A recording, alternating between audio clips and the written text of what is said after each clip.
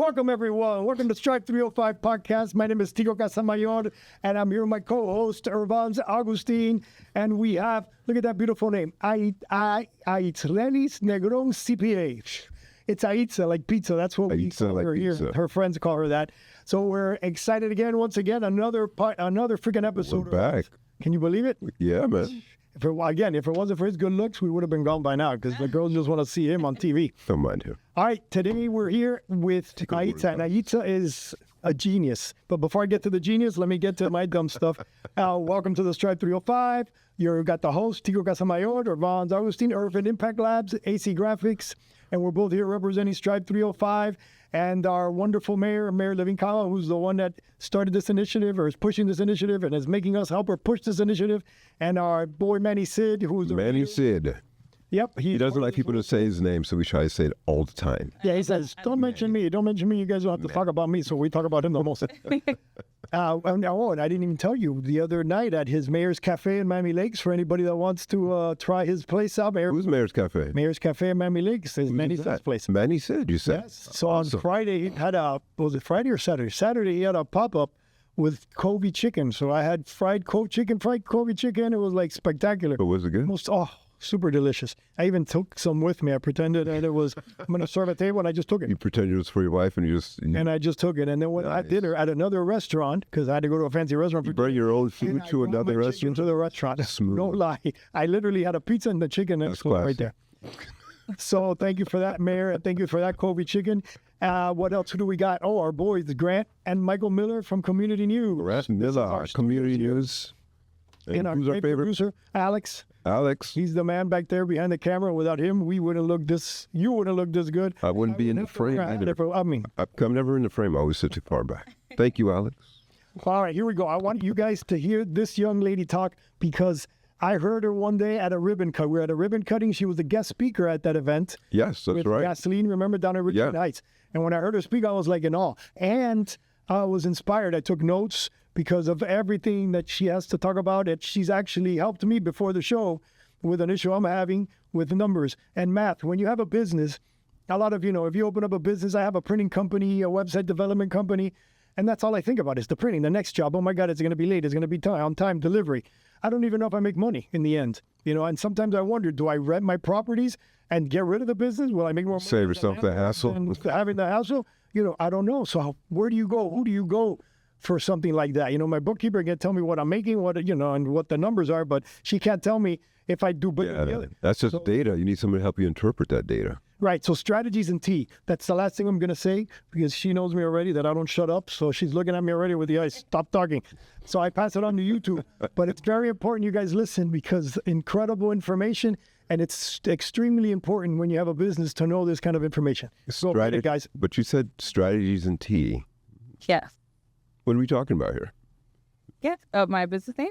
No, what is T for you? The T. So the T, it's an acronym. So it stands for tenacity, education, and accountability. Okay. And it's a play on words. So there's a common phrase that says spill the tea. And usually we talk about gossip or something that doesn't really help uplift ourselves or the people around us. And so I'm changing that narrative to say I spill the tea on all things money so we can uplift our communities through money, but also through mindset and that relationship that we have with our money. I like that. Well. Tenacity, education, and accountability. Yeah. And how did you even end up thinking about Strategies T.E.A.? So to be very honest, my own story of being financially overwhelmed. I had a lot of debt. I worked for a top 4 accounting firm. And when the people hear what I do, they're like, oh, you must be so great with numbers.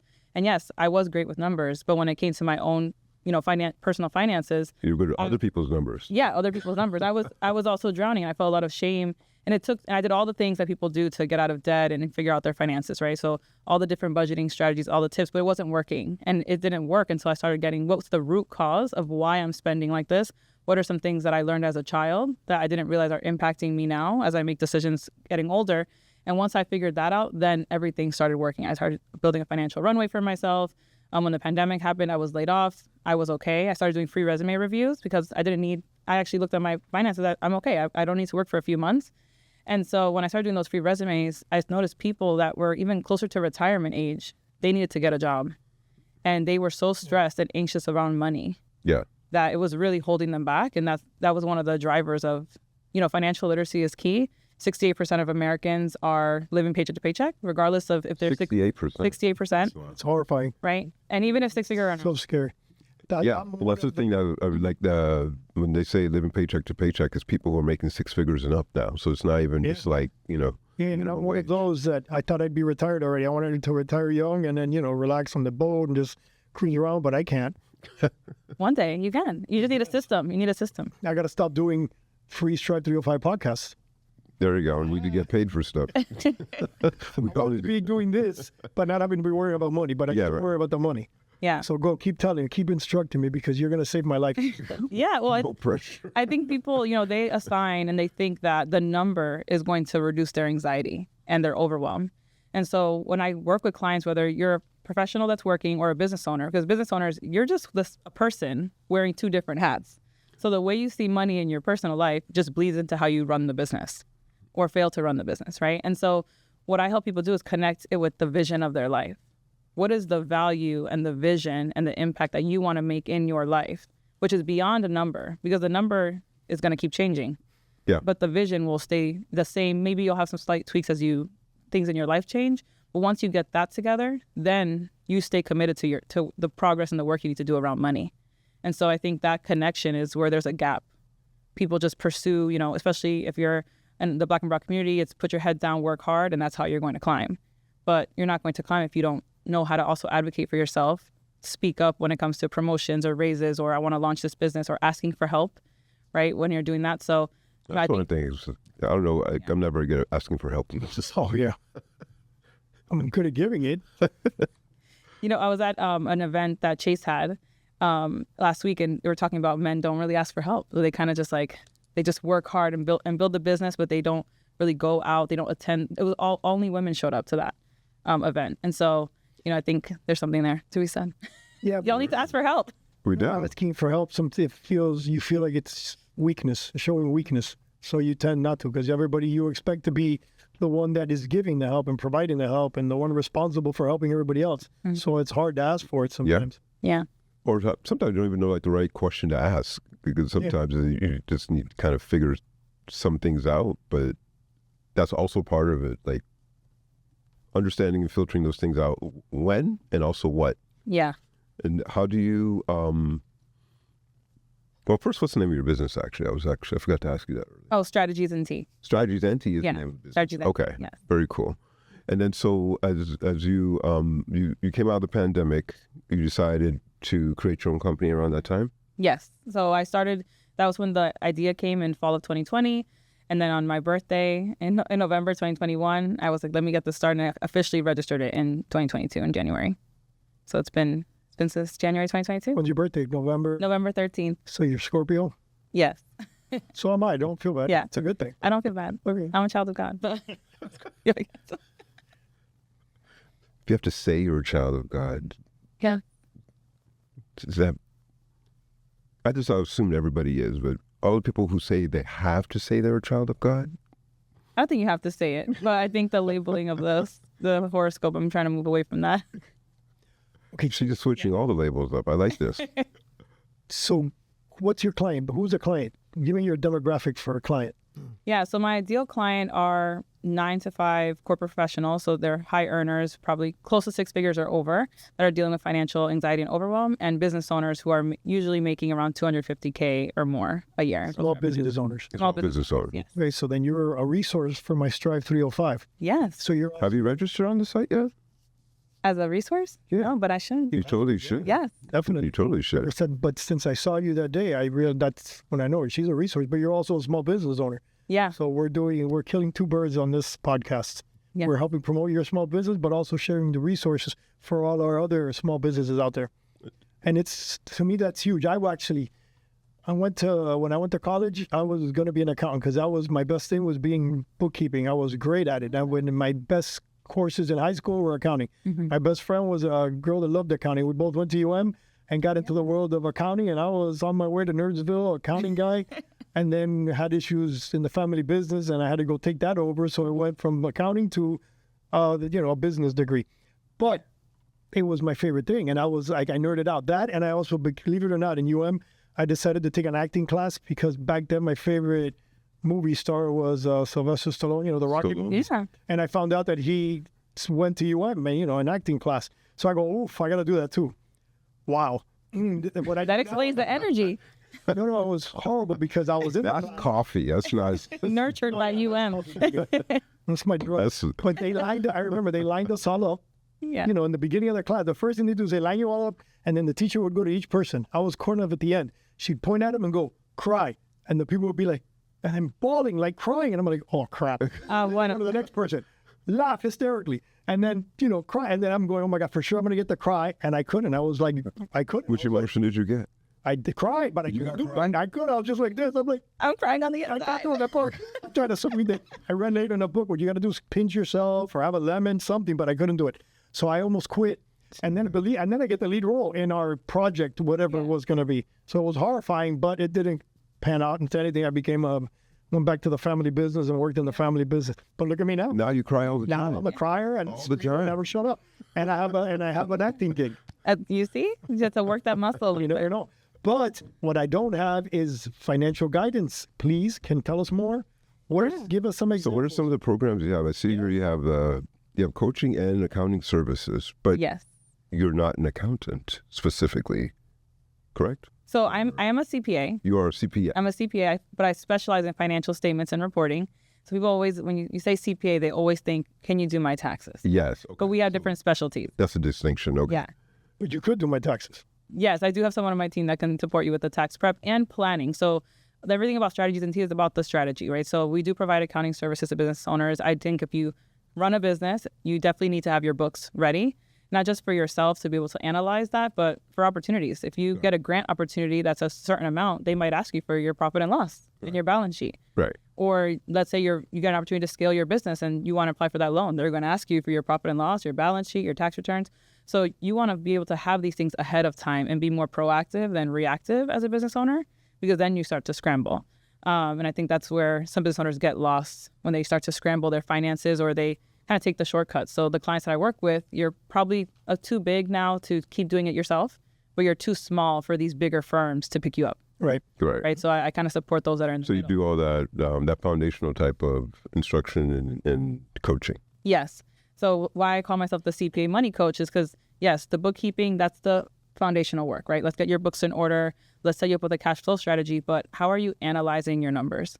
So I've seen business owners who are paying themselves too much from their business, and then others that don't pay themselves at all. So they start to resent their business. I'm working so hard. I'm doing all these hours, but I'm not making money. Or they keep having to do cash infusions. I see business owners who are commingling. So they're getting money to their personal accounts and to their business accounts, and they're mixing, and they don't realize that when you do that, you pierce the corporate veil. Mm-hmm. So now if someone's going to sue you, they can sue after all of it. All of it. You and So yeah, because you mixed it. Exactly. Yeah. So I come in to really use that foundational, but then help clients learn how to analyze, learn how to read it and connect with their numbers so that they can start making the decisions that they need to grow their businesses. I heard you mention Tico, he didn't have a system. What does that mean? So a system is you probably don't have any bookkeeping. You don't have a cash flow strategy. So you're just kind of you're winging it, right? You're winging your personal finances. You're winging your business finances, which is you pay things as you go, but you're not thinking, hey, how am I setting money aside for my slow seasons in my business? So those businesses who are more seasonal, right? You should be allocating some resources. So when you hit that slow season, you have money to cover your bills, because the expenses, especially if you have rent, those are going to stay the same. You can't just opt out of paying those things. So the system is, how are we going to start organizing our money? The bookkeeping is one piece, but that's really telling you what came in, how it came in, and how it went out. There you need a system. So if you have a business that has multiple different services, you mentioned you do print and other... And website development and wide format printing. Yeah, there's multiple things, and they are summer-seasonal. Right. Yeah, and you do go through all that where you're like, oh, God, I got to make payroll in the summer now when it's so slow, and you go crazy. Yeah, and because you have different services, I see businesses who come in, they just have one line that says income, revenue. Right. But it should be broken up. So in your business, I would say you should have one for printing and one for web design. Because what if you're spending so much hours on websites, but the printing makes you the most money? That's going to tell you where you got to put your focus on. Exactly. Where do you put your focus on marketing? I actually split it up even more than that. We got digital printing, offset printing, website development, design, all the different things, so that we can focus where to put the money on. My problem is I just don't get to that level. Sometimes, and like I mentioned earlier, I wonder, is this making more money than I would being a landlord with the properties that we have? So, but that's where you need the coach to hold you accountable. Yes. That's where you come in. To come in and guide in the analysis. Right, because my bookkeeper is really good at breaking all that down and showing it to me. But then now at this point, he says you need the coach. Just like when you do training or you're working out, I know how to do the workout and everything. Yeah. You get but you just type a guy holding you, telling you, okay, this is what you're going to get done today. Halfway through, you're just going to leave because you're doing it. Yeah. Or even that, when you're using the gym analogy, they always say, that mind and muscle connection. Mm-hmm. You can go do the workout, but if you're not thinking about the muscle you're working, right? They understand the science behind it. So that's where I come in similarly. Right. Same thing with when it comes to bookkeeping, that's one thing, but how are you managing your cash? I see a lot of business owners, they just have one account. So they think, I have, let's say 20K, I have 20K. So I can go buy this piece of equipment that's $15,000 because this is how much money. But they're not thinking of that 20K. Well, a piece is for taxes. A piece is for your salary. A piece is to pay your team. So actually, you only have 5K to buy that equipment. And so now we're thinking more strategically, how are we going to bank? How are we going to organize our finances so that it's working for us? I'm really big on automations and systems. I really believe work smarter, not harder. And think like a bank. Think like these larger corporations. They know where their money's going. They know how their banking structure is. So in advance, right. So exactly. And even that, you mentioned the quarters. Right now we're going into Q4. Mm-hmm. Everyone should be planning all of 2026. Yeah. Q1 2026. How are you going to market? What are you launching? How are you going to promote your products and services? So it's starting to think about this ahead of time. And even on the tax piece, everyone knows tax planning and prep happens in the spring unless you file an extension. But where's the planning part? How are you strategically planning to reduce taxes? Right? That's different than just going to file your taxes. So I think that strategy piece and bringing that around your whole life in full circle is very key. What's something that you wish small businesses understood when you're coming in and you're starting to work with them? What is it, something that you just wish they understood from the beginning that many times they don't? I think that was something I wish business owner understood is that, you have to give yourself grace, right? You're probably tapping into something, unless it's a family business where it's been already mapped out somewhat. Even in that case, you're coming in to bring change, but also is bringing in the right team. So I find that a lot of small business owners, they want to do everything themselves. And so that kind of holds their business back from growing. So for example, me, I have someone who helps me with social media because that's just not my area, right? I'm not the social media person.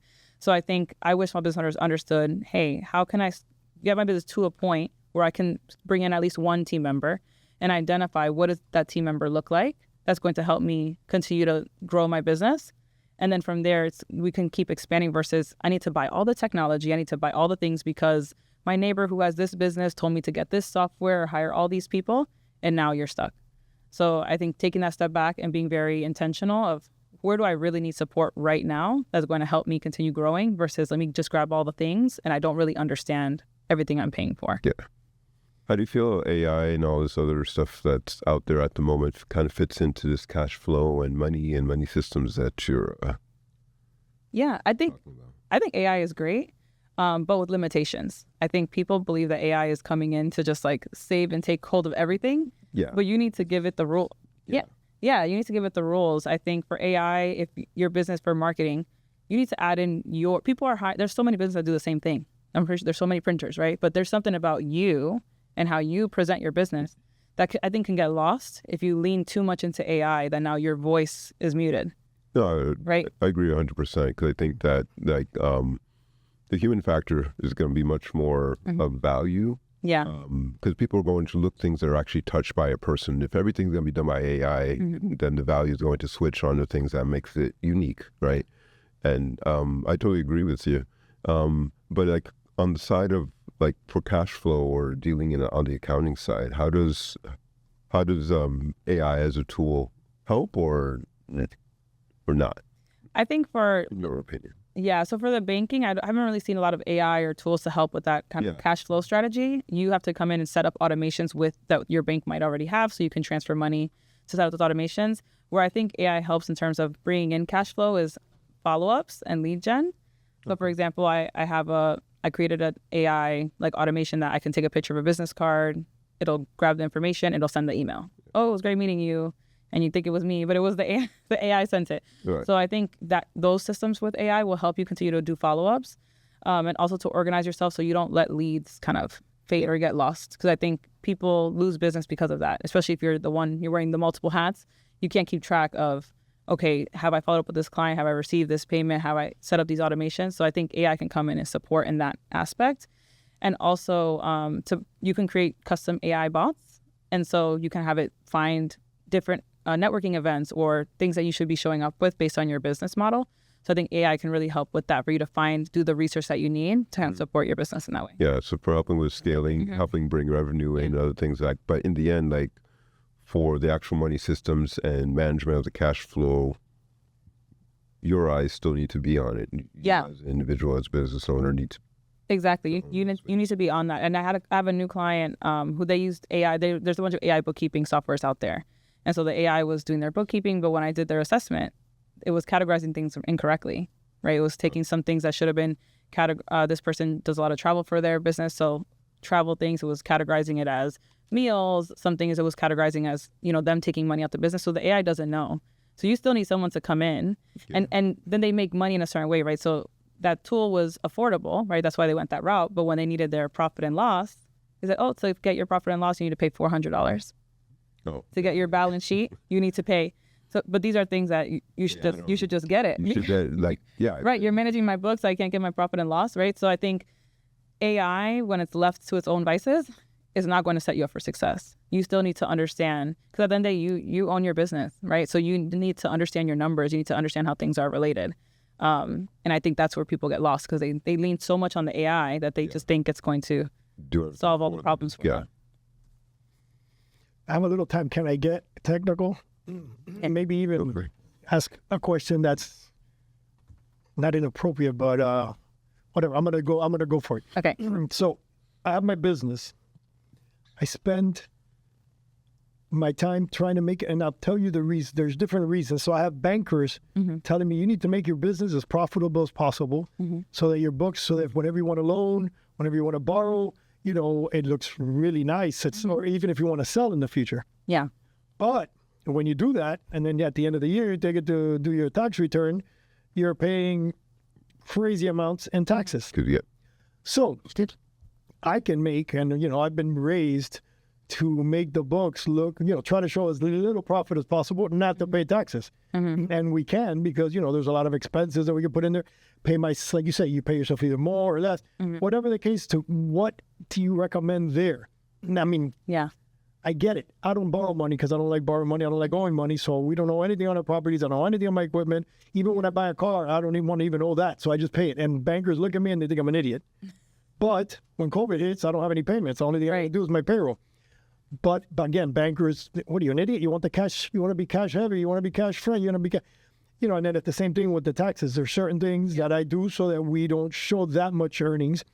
And then I go, but the day you're going to sell, it's a problem. But not really, because you can, your good bookkeeper is going to know what the reality is. So what is your advice as a coach to someone like that? I'm not talking about myself. I'm talking about a friend. So, well, I will say, and actually, no tax fraud here. I have a client. Cry. I have a client story to that. And so people always say, right, like, oh, I don't want to pay taxes. When you say you don't want to pay taxes, you're saying you don't want to make money. Right. The reality is people that make money pay tax, they pay less because they have a strategy. Correct. But they do pay their taxes. But in a client situation, they applied for a loan. And even though in the books, actually, they were profitable because they took so many deductions on the tax side, guess what? Their loan got denied because they just looked at the loan, at the tax document. So there's different things that you can do. So if you're, depending on how you file your business, you can contribute to retirement funds for the business, right? There's other things that you can do where you're reducing your tax liability. That's not necessarily, I spent all the money that came in. Because the banker is going to look at your business and say, well, if we give you this money, you just spend all the money. So how are we sure that you're going to be able to pay us back? And that's where... If you want to borrow money. If you want to borrow money. But the beautiful thing is that my CPA will send me my paperwork and he go, look at that, you did a great year, you made all this money. And I go, but where's the money? Because the money is sitting in inventory or it's sitting in pre-built product. Your equipment. If you're not cash heavy, you just made a lot of money. Yeah. Now you've got to pay all these taxes on the money you made, but you barely have enough to do it because all the money is sitting in pre-production, or whatever. Where in my case, inventory and pre-production and, for items for the clients that pay later, blah, blah, blah, blah, blah. So there is a negative for me in showing that profitability. But again, if you start putting that profitability instead of sitting in inventory that's just going to sit there and probably get outdated at a certain point, you put it towards your retirement, right? These other expenses. So it's actually paying future you. Less inventory now, but in the old days, it was better to buy bulk. Bulk inventory. You buy truckloads of paper and you get it for half of whatever it costs if you buy a piecemeal. Yeah. So, and now I don't do it. But again, those are the type of situations that are very difficult. Hence, having a coach that can teach you these things, because that's where I get stuck. That's where I don't know where to go. Or things change. Things change. Yeah. Like right now, where my buildings are, it's a very in-demand area, which is why I got to do the math. Maybe I could be doing this with you all the time, Irvans. We could do podcasts 24/7, and I just rent the space and make the money that way instead of working. Yeah, there are definitely different options. This is why it's important to, again, have the right team. That means you got to give up urban impact labs to hang out with me all day long. Or build the right team. So you do both. You don't have to give up your urban impact labs. But yeah, so I think when you have the right team around you, so you have someone like me that's coaching you through reading your financials, you have a tax strategist on your team as well that's not just prepping your taxes, but actually helping you strategize. That's where you start to see the wins. One of my clients, we came in, we saved them $38,000 in taxes, right? And before, working with us strategically, before working with us, they were like, oh, but my tax preparer used to work for the IRS. That doesn't necessarily mean that they know the strategies or have the knowledge to help you in that way. So it's all about strategy with legally and strategically. By paying herself more through her business, we ended up saving her $38K in taxes. What other, who else do you have on your team? You mentioned a tax strategist, and... So I have another CPA that specializes in tax. So as I mentioned, I specialize in financial statements. I have a social media person. I have a bookkeeper on my team as well. And then I have an intern that supports with, I'm helping them understand bookkeeping work too. Very cool. Yeah. How do people find your business? Also, you can follow me on Strategies and T.E.A. So Strategies and T on all platforms and strategiesandT.com. Very cool. I like it. I was going to say something I forgot. Oh, it's like, I forgot again. You see, it's... When I'm in theater, that's what my mom used to say. It could be the age. And I went... That when it was related to like social media. Yeah. You use social media and you put somebody that knows what they're doing in social media. They have to get involved in the business to be able to do good work in social media. Yeah. It's the same thing with a CPA. A CPA that has 80 clients, it's not going to be able to provide the strategy you really need, because they'll give you the best case based on the historical knowledge they have on the other clients. Yeah. But to actually do a good job for your business, they got to get in the business. Yeah, you actually understand your business. At least to some degree, to understand what's the best way to manipulate your strategies and, and the money and the taxes and the whole thing like that. Exactly. So, it's 100%. And that's why I tell business owners. Your world is critical. So Strive305, here's a new resource. Don't say we don't do anything for you guys. Yeah. And another resource for you that I highly recommend using ours, since you got it right here, or finding someone that does this kind of work. She's going to register on the site soon, so we can find her there too. Yes, I will be registering. And for those watching, as you mentioned, those are volume businesses. So when you're working with an accountant, a CPA, find someone who has the time for you. That's not going to disappear after tax season. That's not going to disappear after they give you your books. And you could work with other accountants, right? You could be their coaching arm for other CPAs, or like the gentleman we spoke to on the phone that only does the audits. Or she works with the small business to tell the CPA, because in the end, the CPA will do what you're asking. Yeah. So if you have a coach that working team with the CPA, because you don't have to, but you got to do it strategically. Because CPAs have they get mad if you step on their toes, so you've got to do it. Well, because we have a license to protect, so that's as a CPA, we have to meet certain ethical requirements. You have to get continuing education, so we're also going to protect our license. We're not going to jeopardize what we've built in our career. So I think we have this extra level of, hey, we're going to make sure your stuff is right. There's also a reflection of us. So 100%. That we're right on time, so we finished early. I thank you very much for being here. Thank you for the inspiration again. That's 2 times you've given me accounting information and motivational information. No, I just want to pizza like pizza, strategies and tea. Pizza like pizza, strategies like spill the tea on all things money, y'all. Thanks for stopping by. Of course, thank you very much. Thank you, everybody. See you at the next episode. Go ahead, Alex. Do it to me, please. Give me my numbers.